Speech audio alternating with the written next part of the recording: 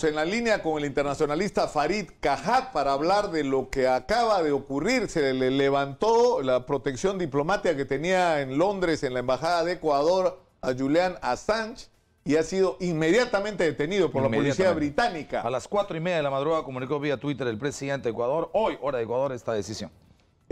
Farid, muy buenos días. Buenos días, ¿qué tal? Lo que queríamos saber es cuál es tu opinión sobre esto. ¿Qué es lo que ocurrió? ¿Por qué Ecuador decidió levantarle la protección diplomática a Julian Assange? Bueno, hay dos explicaciones posibles. La oficial es que Assange no cumplió con los términos del asilo que le impedían, realizar acciones políticas, sobre todo si estas afectaban los intereses de otros estados, aparte del Ecuador. Es cierto que Assange hizo actividad política desde la Embajada del Ecuador durante el gobierno de Correa, pero no está claro que las nuevas imputaciones del gobierno ecuatoriano sean correctas. Otra posible explicación, de hecho complementaria, no necesariamente contradictoria con la anterior, es que simplemente el gobierno de Lenín Moreno quiere, quiere borrar todo vestigio de la política exterior. Y quiere congraciarse con los gringos, digamos, ¿no? Sí, yo creo que esa probablemente sea una explicación más plausible. Veamos cómo ha cambiado su alineamiento en Sudamérica al sumarse al intento de, por un lado, finiquitar la UNASUR y luego crear otra organización que, en mi opinión, también tiene un sesgo ideológico, solo que de orientación contraria, y en general tener una relación más cercana con los Estados Unidos. Claro, porque lo que dice Lenín Moreno es que supuestamente Assange instaló equipos electrónicos de distorsión, bloqueó las cámaras de seguridad, le pegó a guardias de la sede diplomática, accedió a archivos de seguridad de la embajada. O sea, una cosa, era un espía metido dentro de la embajada más o menos, ¿no? Pero sí, son cosas que son difíciles de creer, ¿no? Porque, digamos, era él contra todo, el personal de la embajada, incluyendo el personal de seguridad. Creer que él tenía esa capacidad de acción con las restricciones bajo las que operaba, suena, digamos, difícil, ¿no? Ahora este asunto ya había sido más o menos como anunciado por el propio Assange, ¿no? El día 5 de abril. Una información internacional que incluso puso en aprietos y en apuros a la Cancillería ecuatoriana, que no respondió sobre el tema, porque ha sido el propio Wikileaks que ha tuiteado en ese momento, alerta, una fuente de alto nivel dentro del Estado ecuatoriano, le dijo a Wikileaks que Julian Assange será expulsado en horas o días, que se va a utilizar el escándalo de INA Papers como un pretexto y que ya tienen un acuerdo con Reino Unido para su arresto. O sea, esto confirmaría que la información llegada a Wikileaks era real, que había ya una conversación previa entre Ecuador con Reino Unido para que, bueno, se busquen razones, a otros dirían pretextos, para que esto ocurra, ¿no? Bueno, la prueba de que había conversaciones es el pronunciamiento del presidente Moreno el día de hoy, ¿no? Donde indica que pidió garantías al Reino Unido de que Assange no sería extraditado a países que pudieran aplicar sobre él o bien la tortura o bien la pena de muerte.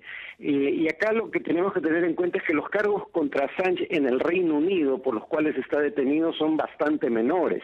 No va a ir preso por un periodo prolongado de tiempo por esa razón.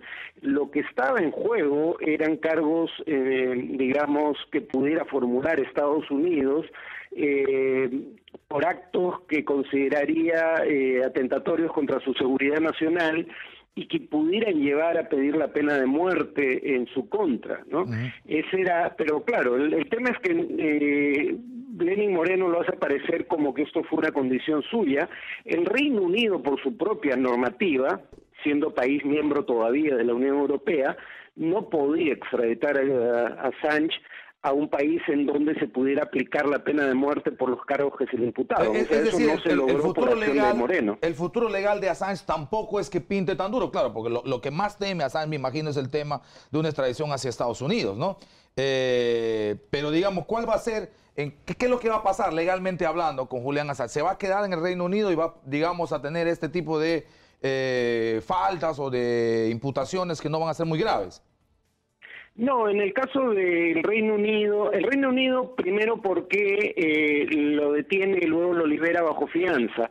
Lo detiene no por cargos que pudieran formularse en Estados Unidos, sino por cargos que se formulan en Suecia de agresión sexual, pero que luego fueron abandonados por las cortes suecas. Ahora, no fueron abandonados porque no se encontrara evidencia necesariamente, sino básicamente porque sin el testimonio de Assange no se podía continuar con el proceso. Probablemente vuelvan a presentarse esos cargos y sea Suecia quien pida la extradición. Pero en el caso del Reino Unido lo único que hizo fue no cumplir con las condiciones de la libertad bajo fianza. Eso podría incluso llevar a que sea liberado con una multa, ¿no? Porque, repito, no es un cargo fundamental. Los cargos serios eran los que podían venir de países que pudiesen pedir la extradición de Assange. Pero si eso ocurre, es decir, queda libre bajo fianza, estaría viviendo en el Reino Unido bajo libertad y a la espera del pedido, en este caso de Suecia o cualquier otro país, para extradición. Bueno, el tema es que en Suecia el caso, digamos, fue, no sé el estatus legal específico, pero el 2017 el caso fue puesto en stand-by, entonces no está claro que Suecia vaya a reactivar el caso. Lo que sí está claro es que Estados Unidos ha tomado nota de lo ocurrido con Assange y sería Estados Unidos. Va a pedir probablemente, va a pedir la extradición, ¿no es cierto? Ahora, en las próximas horas. Ahora hay que recordar lo que pone en el centro de la discusión el tema de Wikileaks, porque finalmente, ¿cuál ha sido el pecado de Julian Assange? Crear una plataforma a través de la cual se publica información que supone la protección de la fuente, pero supone el revelar información donde lo que ocurre son violaciones a mínimas reglas de ética, incluso violaciones a los derechos humanos en el ejercicio del poder y en el manejo de ciertas instituciones, ¿no es cierto? Entonces, fue simplemente revelador en el caso del comportamiento de los Estados Unidos con respecto a Afganistán o a Irak. Sí, claro. Entonces, ahí, ¿qué es lo que pesa y qué es lo determinante? La supuesta defensa de la seguridad nacional e información confidencial, cuando estás hablando incluso de la comisión de delito, o el interés público a tener conocimiento de cómo actúan sus funcionarios. Bueno, recordemos cuál fue el video que hizo Assange famoso. Fue un video en el cual se demostraba fehacientemente que la versión oficial estadounidense de un ataque ocurrido en Irak era falsa, que el ataque no había sido contra hombres armados, sino contra un grupo de personas dentro del cual había dos periodistas, uno de los cuales portaba un trípode. Entonces algunos dicen tal vez confundieron el trípode con un arma, pero el tema es que a quienes mataron en esa ocasión eran periodistas, no milicianos, y ese fue el primer video que reveló Wikileaks. Luego además reveló cables que embajadas norteamericanas enviaban al Departamento de Estado. Pero algunos dicen, pero ahí pudo haber revelado información confidencial que pusiera en riesgo la vida de funcionarios de inteligencia norteamericanos. Bueno, Wikileaks le entregó la información a periódicos serios de Europa, como el diario El País o el diario The Guardian, en el caso del Reino Unido, que a su vez borraron toda información que pudiera comprometer a funcionarios norteamericanos por razones ajenas a información de interés periodístico. Entonces, yo creo que dentro de todo, la actuación de Wikileaks fue dentro de estándares defendibles. Correcto. Lo que quisiéramos, Farid, es comprometerlo para venir acá a los estudios de Exitosa para conversar sobre la situación de Venezuela, porque, es decir, hay un vínculo directo entre, digamos, el manejo de la política exterior en relación a Venezuela y los efectos que esto tiene. Es decir, tenemos 720.000 venezolanos en el Perú. Y esa situación es una situación a la que nosotros con nuestra política exterior hemos colaborado, ¿no? Entonces... sí, ahora, yo creo que exigirle al gobierno venezolano que cumpla con los términos de la Carta Democrática Interamericana que el propio Chávez suscribió es lo correcto.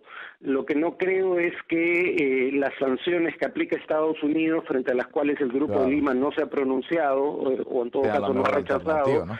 y la posibilidad de un ataque armado sean la vía para resolver esa situación. Ahora, Alejandro Rangel se llama este dirigente liberal de derecha, que es no Rangel José Vicente, sino Alejandro Rangel ha sido brutal ayer, brutal en una entrevista en Globovisión, no solo contra Maduro, contra la oposición. Y ha hablado de que hay un fondo como de 300 millones de dólares y dice que todos estos señores de la oposición, comenzando por Juan Guaidó, o sea, viajan en primera clase, en hoteles de lujo y dice, en un país que está muriendo de hambre, ¿no? Entonces, ha sido brutal, Farid. Si no la ha visto usted, le recomiendo que vea la entrevista a este señor Rangel, ¿no? No la he visto. A la 1 se llama el programa y debe estar grabado porque ha sido el día de ayer. Brutal ha sido lo que ha dicho. Bueno, en el caso de Guaidó habría que recordar que si bien la asunción del mando apelando a un artículo de la Constitución chavista es verosímil, lo que ya no se recuerda es que ese mismo artículo decía que asumía el cargo el presidente de la Asamblea Nacional, el cargo de presidente interino, en tanto convocaba elecciones en un plazo de 30 días. Guaidó no ha convocado elección alguna. Claro, pues no tiene la posibilidad material de hacerlo, pero el tema es que eso es a lo que estaba obligado constitucionalmente. Bueno, eso es lo que decía ayer Rangel. Rangel decía, tú no puedes ser presidente del Poder Legislativo y presidente de la República. Eso es una violación a la propia Constitución a la cual te está... Es decir, da una visión bien distinta, porque acá es como... Él decía una cosa muy fuerte. ¿Por qué tenemos que escoger entre si estamos con Maduro o estamos con Guaidó? O sea, no hay una salida diferente que corresponda más al interés de la mayoría de los venezolanos. Lo que queda claro además es que no hay ninguna unidad en la oposición venezolana. Eso o sea, también. Qué terrible desgracia, qué calvario para el pueblo venezolano. Ayer este hombre Rangel decía que si la oposición hubiera sido capaz de ir junta a las elecciones, barría. A cualquier elección, dijo, a cualquiera convocada por el propio Maduro, por el nivel de descontento de la sociedad venezolana. Y que ha sido la incapacidad de la oposición de ir junta, pero en fin, lo estamos extendiendo. Lo invitamos, Farid, por favor, a que venga usted acá exitoso a hablar de este tema. Correcto, más adelante, con gusto. Muchas gracias. Nos vamos a...